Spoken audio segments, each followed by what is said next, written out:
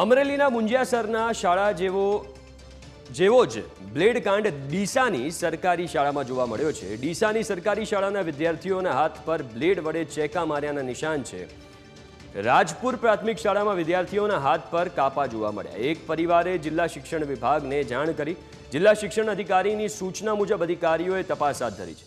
વિદ્યાર્થીઓએ રમત ઉપર શરત ઉપર કાપા માર્યા છે। ટીપીઓએ આ નિવેદન આપ્યું છે। મોબાઈલથી દૂર રહેવા, ઓનલાઈન ગેમ ન રમવાની સલાહ આપી છે। ટીપીઓએ આ નિવેદન આપ્યું। વિદ્યાર્થીઓને હિંસક પ્રવૃત્તિઓથી દૂર રહેવાની સલાહ આપી છે। ગઈકાલે શિક્ષણ વિભાગ અને બાળ સુરક્ષા વિભાગે કાઉન્સેલિંગ કર્યું હતું।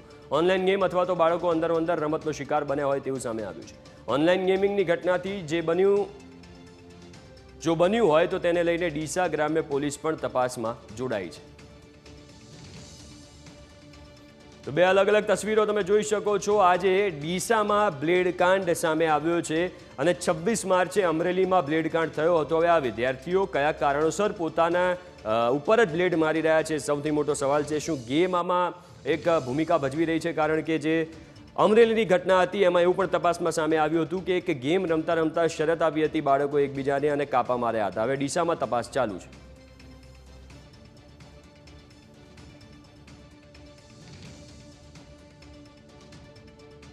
બે ચાર પાંચ બાળકોએ અમને બતાવ્યું કે સાહેબ આ છોકરાએ થોડુંક હાથ ઉપર એને કંઈક વગાડ્યું છે। જોજો કે ભાઈ કેમ આ વગાડ્યું તે કે મારા મિત્રે સાહેબ મને એમ કહ્યું કે તું આવું કરી શકે કે જો મારામાં તાકાત છે અમે કરી શકીએ। એટલે પહેલાં કેમ ના કરી શકું? એટલે એને એનાથી કંઈક સામાન્ય પેલા ઘસરકા એને હાથ ઉપર કર્યા। બીજા છોકરાને પૂછ્યું કે ભાઈ તે કેમ કર્યું? તો એણે એમ કહ્યું સાહેબ મને મારી માની સોગન આપી હતી, મારા પપ્પાની સોગન આપી એટલે મેં કર્યું।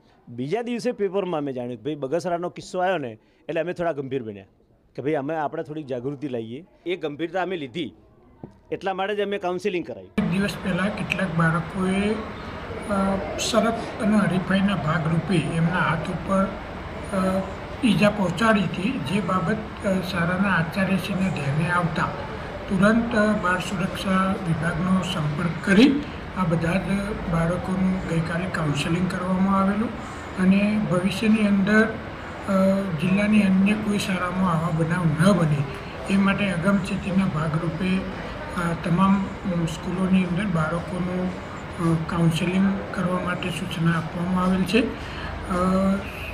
પ્રાથમિક દ્રષ્ટિએ તપાસના અંતે આ બનાવ સોશિયલ મીડિયાની નકારાત્મક અસરના ભાગરૂપે બન્યો હોય એવું બાળકો સાથે વાતચીત કરતાં ધ્યાને આવેલ છે।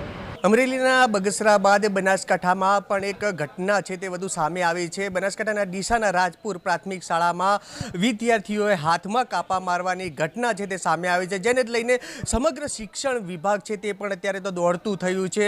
અત્યારે મહત્વનું કહી શકાય કે જે શાળાના આચાર્ય છે, આચાર્ય દ્વારા જે જિલ્લા બાળ વિભાગ દ્વારા અને શિક્ષણ વિભાગ દ્વારા જે તપાસ કરવામાં આવી છે, જેને લઈને તપાસમાં બહાર આવ્યું છે કે બાળકો છે તે રમતમાં આ ઘટના કરી છે। ત્યારે અત્યારે કહી શકાય કે જે શિક્ષકના આચાર્ય દ્વારા જે બાળ વિભાગને જાણ કરાતા કાઉન્સેલિંગ જે હાથ ધરાયું છે। જો ઘટનામાં જે ઓનલાઈન ગેમિંગનું જે સામે આવે તો જે વિદ્યાર્થીઓના વાલીઓ માટે પણ એક આ લાલ બત્તી કિસ્સો સમાન છે, જેને લઈને અત્યારે સમગ્ર મામલે જિલ્લાના પોલીસ વડા દ્વારા પણ જે તપાસ હાથ ધરાઈ રહી છે। ત્યારે ડીસા દક્ષિણ પોલીસ, જિલ્લા શિક્ષણ વિભાગ ને સમગ્ર મામલે બાળ સુરક્ષા વિભાગ આ મામલે તપાસ કરી રહી છે, જેને લઈને અત્યારે સમગ્ર મામલો છે તે આ ચર્ચાનો વિષય બન્યો છે। Ratansinh Thakor, news capital, Banaskantha.